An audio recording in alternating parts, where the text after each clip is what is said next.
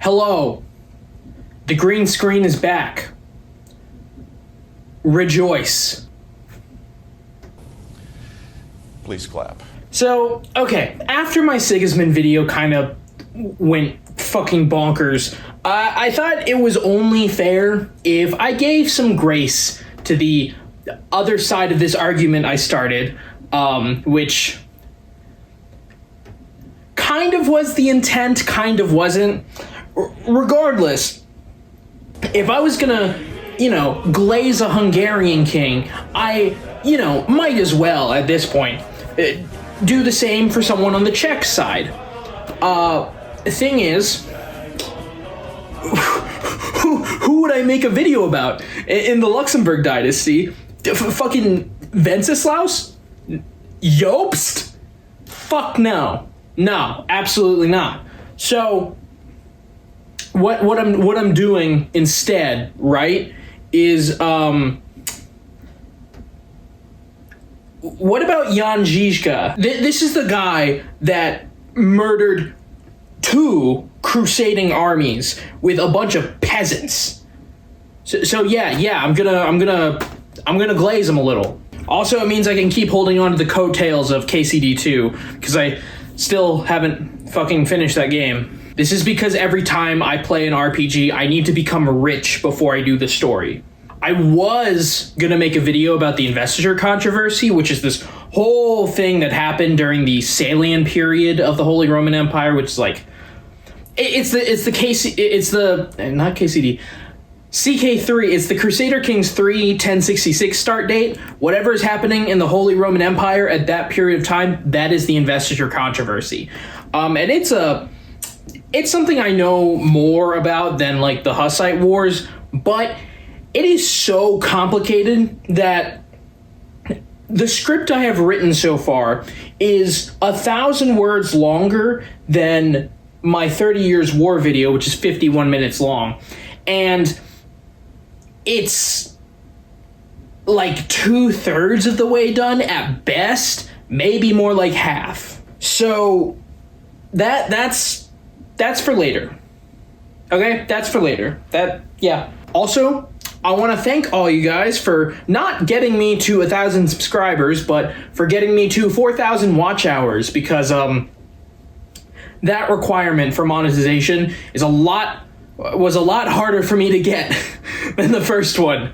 And now I get to worry about things like monetization, which is why like half of my videos now, all the memes are muted because you use 10 seconds of the GigaChat song.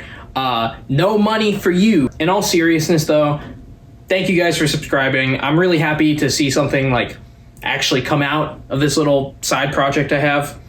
And if you want to contribute and haven't subscribed yet, you know what to do.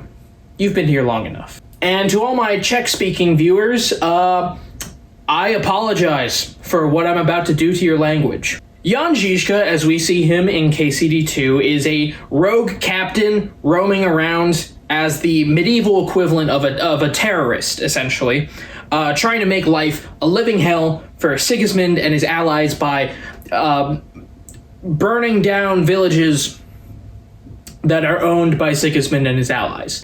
And, I want to give props to Warhorse for including Žižka, because he was a really smart choice for the game. Because we don't actually know that much about Žižka's real life before the whole Hussite thing, which is, what he's known for. We don't know when Žižka was born, but there's a document from 1378 that is witness to a marriage contract with the name Žižka on it, which means he was born at earliest 1360.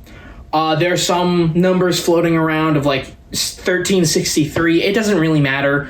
Point is, he was of age to get married around 1380, which also means he's like 40 when KCD2 takes place and is like 50 pushing 60 by the time the Hussite Wars kick off. We know that Žižka's parents were Žemane, or Czech lower gentry of a Meinhof in a village called Trocnov.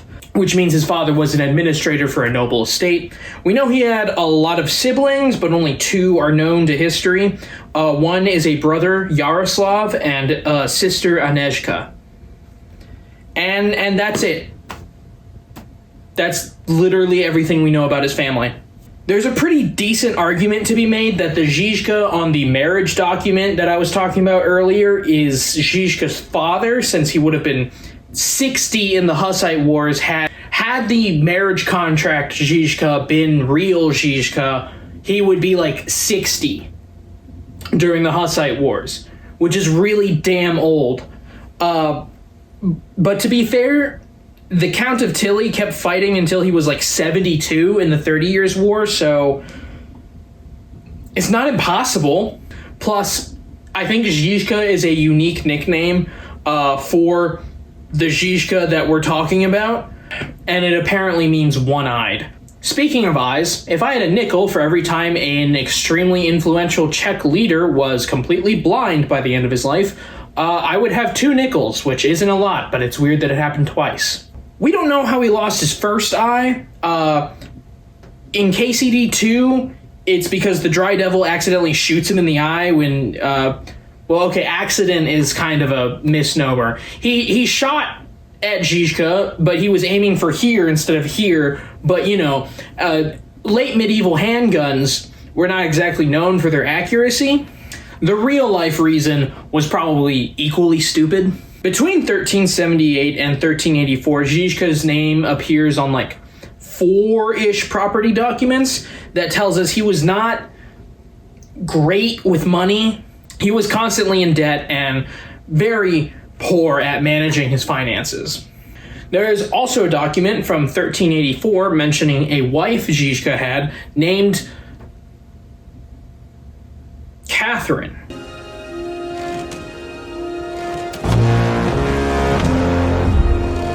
Okay, so I can't really say for sure if Henry is cucking Žižka in KCD2. There's a love interest in that game named Catherine, who is very close to Žižka and works as a spy for him. Because Catherine is either his wife or his daughter, and we don't know.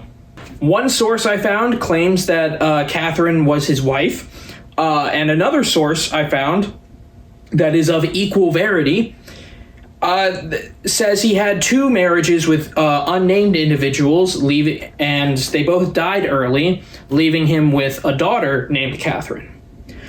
I think the daughter thing puts my soul at ease a bit more, so we're gonna run with that. Yeah. Žižka is said to have originally worked under Heinrich von Rosenberg, Lord of Southern Bohemia, but quickly fell out with him. So once his money ran out, Žižka is known to have operated as a bandit with his brothers under someone named Matthew the Leader, whose name you might recognize from KCD2 as Matthew the Tax Collector.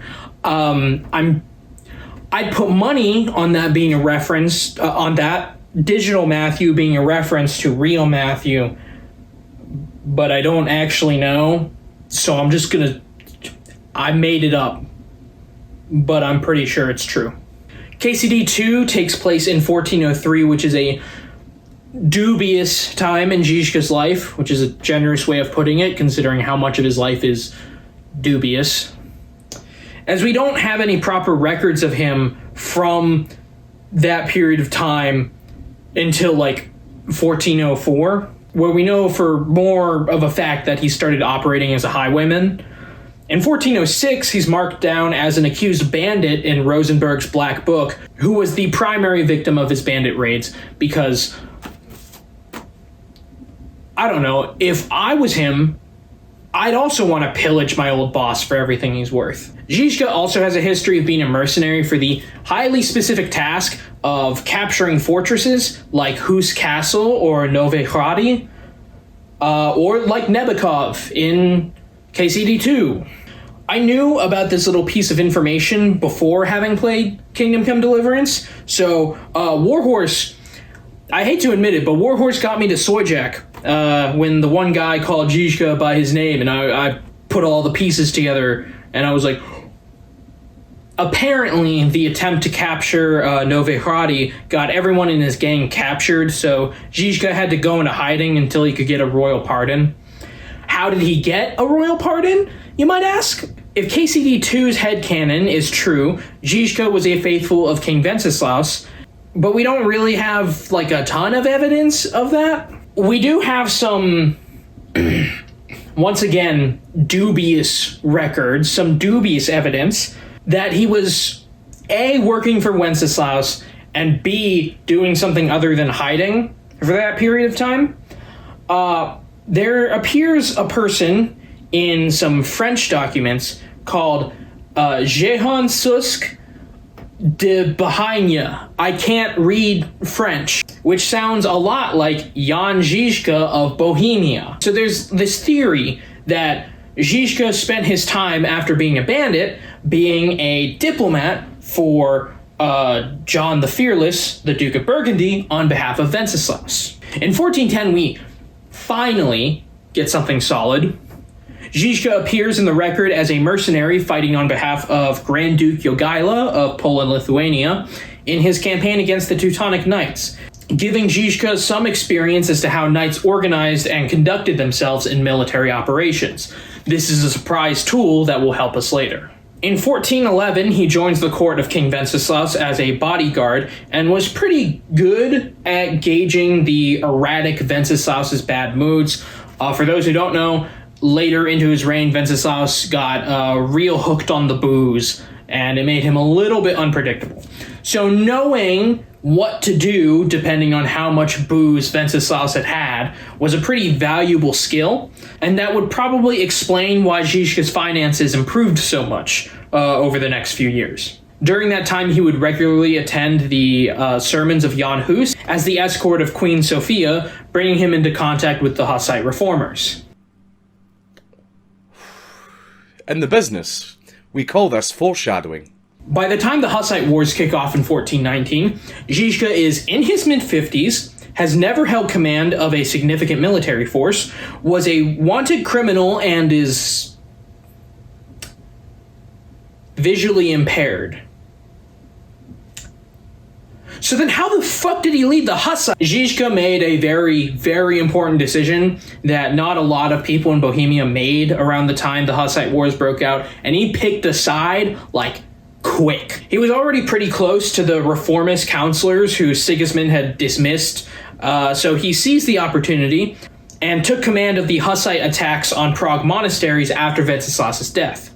Žižka would then go to Pilsen, one of the Hussite stronghold cities, before defeating an imperial contingent in the first pitched battle of the Hussite Wars, and from there would go on to Tabor, a radical Hussite stronghold, and was voted as one of the 4 military leaders who would direct them against Sigismund, and bing bang boom, Žižka's in charge now.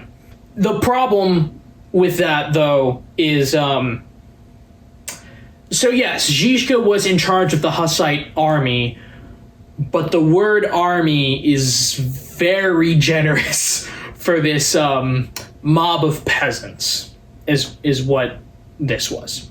So how did he figure this shit out, right? Well, Žižka, for all his lack of, like, major accomplishments at the time, was still a brilliant tactician. Žižka's first innovation was the Wagenburg, or wagon fortress. The Hussites were outnumbered in addition to being outclassed in equipment, training, and pretty much every way you can be outclassed. But the one kind of battle where being outnumbered matters the least is a siege. So Žižka came up with this idea to make every battle a siege.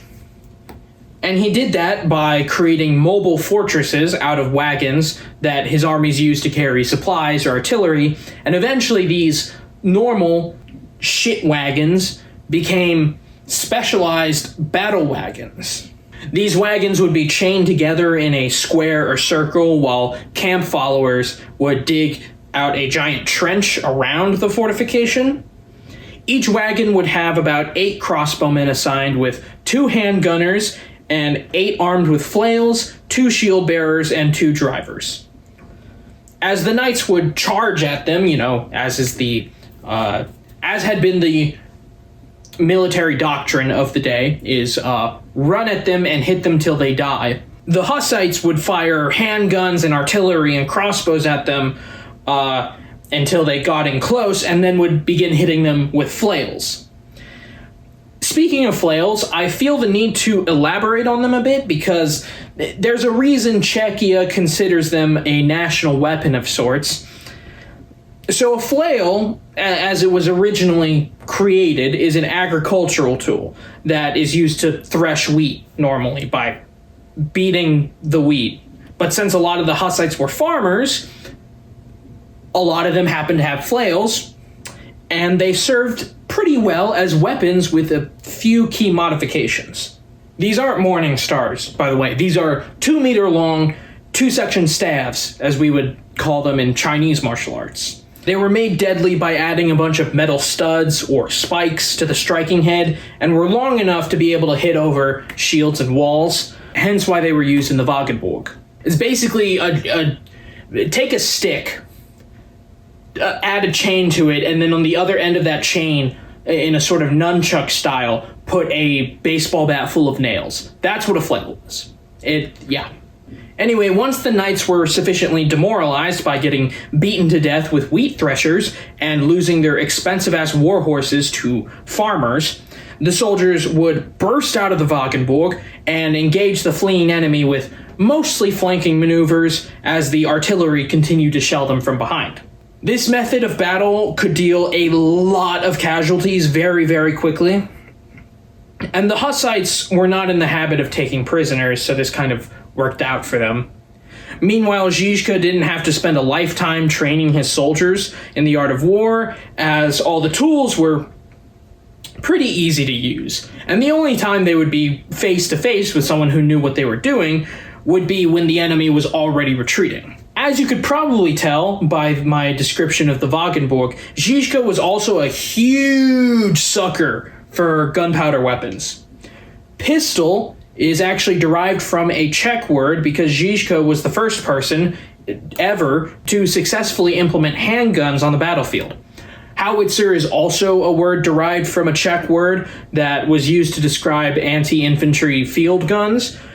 Žižka was also the first European commander, at least, to use field guns in his maneuvers instead of just bringing a big fuck-off cannon to the siege and try to knock down the walls with it and then have it just end there or, blow up. Žižka's experience in Poland informed him about his enemy's static attack methods and would use that against them by massing up lines of handgunners on his Wagenburg walls and just...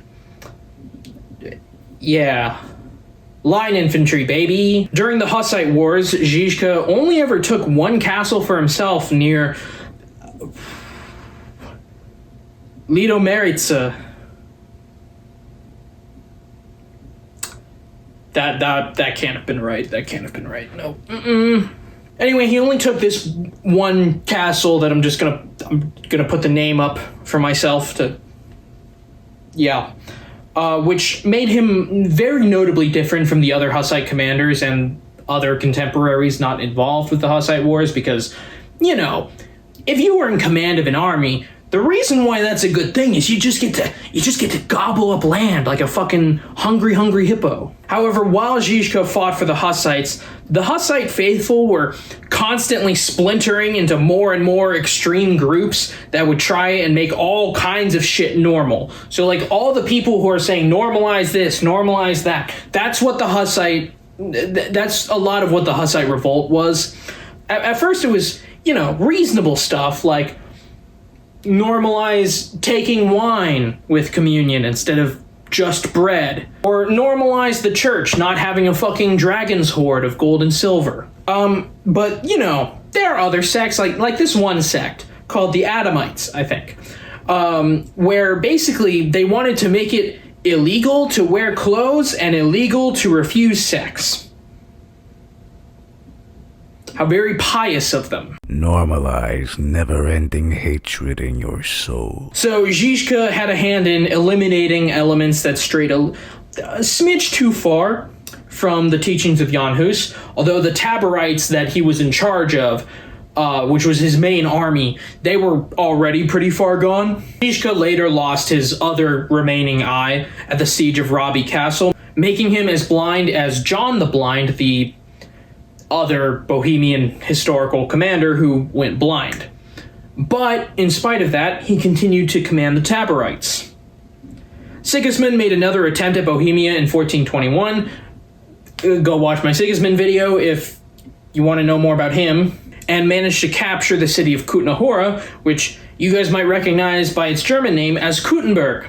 One issue I have with KCD is if they were so intent on, making something from a Czech perspective, why did they call not all, but a lot of the settlements by their German names? I like the name Kutna-Hora more than Kuttenberg. Kuttenberg is a little milk toast, Or better yet, have one side call it one thing and have the other side call it another thing, and fuck all the people who can't figure that out.